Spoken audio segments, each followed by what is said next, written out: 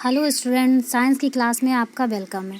आज मैं आपको आपके सिलेबस के टॉपिक सेल यानी कोशिका के बारे में और उसकी स्ट्रक्चर, टाइप्स ऑफ सेल्स और उसके जो पार्ट्स होते हैं वो सारी चीज़ों के बारे में मैं आपको आज बताऊंगी। तो सबसे पहले हम लोग ये जान लेते हैं कि कोशिका यानी सेल होती क्या है। ठीक है, तो जीव के शरीर की सबसे जो छोटी इकाई होती है वो क्या कहलाती है? सेल कहलाती है। ठीक है बेटा, यानी कि जीव की संरचनात्मक व क्रियात्मक इकाई कोशिका होती है। यह जीव के शरीर में सबसे छोटी इकाई यानी सबसे छोटी यूनिट होती है।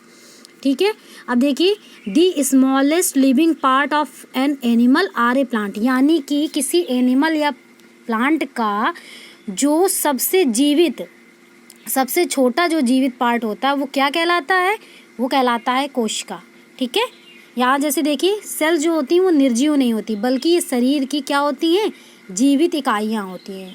क्यों? क्योंकि ये गति करती हैं, श्वास कर लेती हैं, अपना पोषण कर वृद्धि करती हैं, व्यर्थ पदार्थों को त्यागती हैं और जनन करती हैं।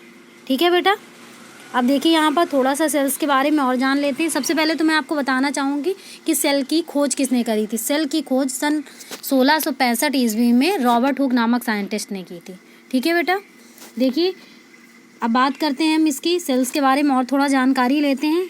तो देखिए, ये मानव शरीर के निर्माणक इकाइयाँ होती हैं। शरीर के निर्माण में ये ठीक उसी प्रकार कार्य करती हैं जैसे कि जब कोई भवन का निर्माण होता है तो ईंट के बगैर भवन का निर्माण नहीं हो सकता, उसी प्रकार शरीर के निर्माण शरीर का निर्माण बगैर सेल्स के नहीं हो सकता है। ठीक है, कोशिकाएं जीवधारियों में पाई जाती हैं, जिनमें से अधिकांश जीवधारी क्या होते हैं? मल्टी सेलुलर भी हो सकते हैं, यानी कि बहुकोशिकीय भी हो सकते हैं, और क्या एक कोशिकीय भी यानी यूनिसेलुलर हो सकते हैं। ठीक है, तो यूनिसेलुलर कौन सा होता है बेटा? अमीबा होता है। ठीक है, अब देखिए, एक कोशिकीय जीव को यूनिसेलुलर तथा जो बहुकोशिकीय जीव होते हैं उन्हें क्या कहा जाता है? मल्टी सेलुलर कहा जाता है। अब जैसे मैंने आपको पहले ही बता दिया कि सेल की खोज किसने करी थी? रॉबर्ट हुक नामक साइंटिस्ट ने 1665 ईस्वी में की थी। ठीक है, तो देखिए हम बात करते हैं यहाँ पर स्ट्रक्चर ऑफ सेल्स यानी सेल की संरचना। सेल जो होता है वो किन किन चीज़ों से उसमें क्या क्या संरचनाएं पाई जाती हैं, क्या चीज़ें उसमें होती हैं। ठीक है, तो सबसे पहले जो इसके मेन पार्ट्स हैं हम उनकी बात कर लेते हैं। देखिए, सबसे पहले तो इसमें कोशिका भित्ति यानी सेल वॉल होती है, कोशिका द्रव्य यानी साइटोप्लाज्म, और तीसरा है केंद्रक यानी कि न्यूक्लियस। ठीक है, अब देखिए बात कर लेते हैं, इनके बारे में जान लेते हैं कि सेल वॉल क्या होता है, साइटोप्लाज्म क्या होता है, न्यूक्लियस क्या होता है, और सेल में कुछ अदर पार्ट्स भी होते हैं सेल्स के, उनके बारे में मैं आगे आपको डिफाइन करूँगी। ठीक है बेटा, तो पहले सेल वॉल समझ लेते हैं। सेल वॉल, सेल के ऊपर एक पतली सी डोरी झिल्ली टाइप की पाई जाती है, मतलब चढ़ी रहती है। ठीक है, कोशिका के, तो वो क्या कहलाती है? सेल वॉल कहलाती है। ठीक है, ये क्या करती है कि सेल के आंतरिक जो पार्ट्स होते हैं उनकी क्या करती है? रक्षा करती है। ठीक है, इसी भित्ति के कारण क्या होता है कि एक सेल को हम दूसरे सेल से डिवाइड कर सकते हैं, मतलब अपना एक अलग, ये अदर सेल है, ये अदर सेल्स है, इस तरह से उसको अलग कर सकते हैं। ठीक है, अब देखिए बात करते हैं एक मोस्ट इम्पॉर्टेंट पॉइंट की कि सभी प्लांट सेल में सेल वॉल पाई जाती हैं, लेकिन जो एनिमल सेल्स होती है बेटा उसमें सेल वॉल नहीं पाई जाती है। ठीक है, कोशिका भित्ति एनिमल सेल्स में नहीं पाई जाती है, तो ये इम्पॉर्टेंट पॉइंट है बेटा। ठीक है, अब देखिए, कोशिका के भीतरी भाग जो जीव द्रव्य यानी प्रोटोप्लाज्म पाया जाता है उसका क्या होता है? कुछ भाग थोड़ा सा गाढ़ा हो जाता है और कठोर हो जाता है, तो वो क्या कर देता है? सेल वॉल का फॉर्मेशन कर देता है। ठीक है बेटा, अब देखिए आगे बात करते हैं साइटोप्लाज्म की। ठीक है, साइटोप्लाज्म क्या होता है? तो सेल वॉल जो मैंने अभी आपको पढ़ाया, ठीक है, उसके अंदर एक गाढ़ा सा चिपचिपा, ठीक है, तरल और थोड़ा सा कलरलेस और अर्धपारदर्शक पदार्थ भरा रहता है जो प्रोटोप्लाज्म कहलाता है। ठीक है, प्रोटोप्लाज्म में जो प्लाज्म ही क्या होता है? सेल एंड ह्यूमन की लाइफ होती है, क्योंकि यदि सेल से प्रोटोप्लाज्म बेटा निकाल दिया जाएगा तो वो क्या हो जाएगा? मृत कोशिका के समान हो जाएगी। ठीक है, तो इसी से सेल्स क्या करती है? जीवित रहती है और अपना पोषण भी प्राप्त करती है। प्रोटोप्लाज्म में क्या क्या पाया जाता है बेटा? जल होता है, प्रोटीन होता है, फैट होता है एंड कार्बोहाइड्रेट होता है।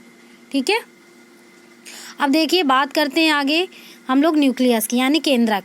तो सबसे पहले तो इसकी खोज किसने करी ये जान लेते हैं। जो न्यूक्लियस की खोज की थी वो रॉबर्ट ब्राउन नाम के साइंटिस्ट ने किया था। ये क्या होता है, सेल का सबसे इम्पॉर्टेंट ऑर्गेन होता है। और कहाँ स्थित होता है बेटा, सेल के मध्य में स्थित होता है, ठीक है। और ये क्या होता है, साइटोप्लाज्म, मैंने अभी आपको ऊपर पढ़ाया, उसका एक सघन पिंड होता है तथा कैसा होता है, डार्क कलर का होता है एकदम, ठीक है। अब देखिए यहाँ पर एक और इम्पॉर्टेंट पॉइंट है, न्यूक्लियस ही सेल की लाइफ होती है, ठीक है। प्रमुख कार्य क्या होता है, सेल के अंदर होने वाली सभी जो जैव क्रियाएं होती हैं उनको क्या करता है, न्यूक्लियस कंट्रोल करता है, ठीक है बेटा। अब देखिए आगे बात करते हैं हम अदर पार्ट्स ऑफ सेल्स, ठीक है, कि सेल्स में और कौन से पार्ट होते हैं। तो देखिए सबसे पहले हम बात करते हैं इंडोप्लाज्मिक रेटिकुलम यानी अंतःप्रद्रव्य जालिका, ठीक है। तो अब इसकी बात करते हैं सबसे पहले कि इसकी खोज किसने करी थी, तो पोर्टर ने इसकी खोज करी थी, ठीक है। ये क्या करता है, सेल को यांत्रिक ढांचा प्रदान करता है और सेल में जो विभिन्न प्रकार के पदार्थ होते हैं उसका स्थानांतरण भी करता है। इसलिए इसकी जो स्ट्रक्चर होती है बेटा इंडोप्लाज्मिक रेटिकुलम की, तो उसमें क्या होते हैं, छोटे छोटे से राइबोसोम लगे रहते हैं और ये क्या करते हैं, प्रोटीन सिंथेसिस करते हैं यानी प्रोटीन संश्लेषण की क्रिया करते हैं, ठीक है बेटा। अब देखिए बात करते हैं इसके अदर पार्ट्स की यानी माइटोकॉन्ड्रिया की, ठीक है। तो इससे पहले सबसे पहले इसकी खोज किसने करी थी, कोलिकर नामक साइंटिस्ट ने करी थी, ठीक है। और इस सब लोग अलग अलग बताते हैं कि किसी ने इसकी मतलब इस साइंटिस्ट ने इसकी खोज करी, उस साइंटिस्ट ने इसकी खोज करी।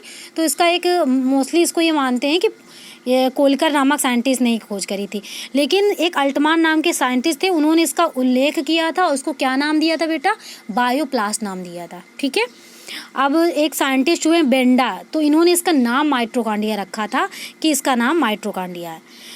तो अब इसकी थोड़ा सा स्ट्रक्चर के बारे में बात कर लेते हैं हम लोग। तो सेल के साइटोप्लाज्म में अनेक सूत्राकार सलाकावत गोल संरचनाएं दिखती हैं, ठीक है। तो इन्हें क्या कहा जाता है, माइटोकॉन्ड्रिया। ये कहाँ होती है, सेल के साइटोप्लाज्म में, ठीक है बेटा, ये याद रखना आप लोग। माइटोकॉन्ड्रिया कहाँ होती है, सेल के साइटोप्लाज्म में, ठीक है। इसका प्रमुख कार्य क्या होता है, ये ऊर्जा उत्पादन का केंद्र होता है और रेस्पिरेशन इसका जो होता है प्रमुख कार्य होता है। और आप सब लोगों को वैसे ही पता होगा, आप लोग शुरू से पढ़ते आ रहे हो कि माइटोकॉन्ड्रिया को सेल का पावर हाउस भी कहा जाता है, ठीक है। अब देखिए बात करते हैं हम इसके अगले पार्ट्स की। तो ये होता है गोल्जी बॉडी यानी गोल्जी काय, ठीक है। तो सबसे पहले इसकी खोज किसने की थी, कैमिलो गोल्गी ने करी थी, ठीक है बेटा। इन्होंने अपने नाम पे इसका नाम रख दिया था, ठीक है।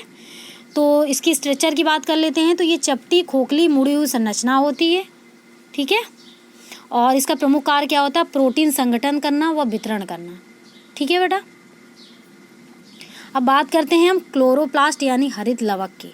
तो इसमें क्या पाया जाता है, आप लोग सभी लोग जानते हैं कि जो पौधे होते हैं उनमें उनका हरा रंग, पत्तियों का रंग किसकी वजह प्रेजेंस के कारण होता है, क्लोरोफिल के कारण। तो क्लोरोप्लास्ट में क्या पाया जाता है, क्लोरोफिल पाया जाता है बेटा, ठीक है। और इसका जो कार्य होता है वो होता है फोटोसिंथेसिस में हेल्प करके भोजन बनाने में हेल्प करना, ठीक है। इसके बाद हम बात करते हैं राइबोसोम की। तो इसकी खोज किसने करी थी, पैलेट नामक साइंटिस्ट ने करी थी। सेल के साइटोप्लाज्म अथवा एंडोप्लाज्मिक जो रेटिकुलम से चिपके अनेक सूक्ष्म कणिकाएं पाई जाती है। जैसे मैंने आपको इंडोप्लाज्मिक रेटिकुलम में बताया था कि इंडोप्लाज्मिक रेटिकुलम के ऊपर छोटी छोटी सी संरचनाएं पाई जाती हैं जो क्या कहलाती हैं, राइबोसोम कहलाती हैं, ठीक है।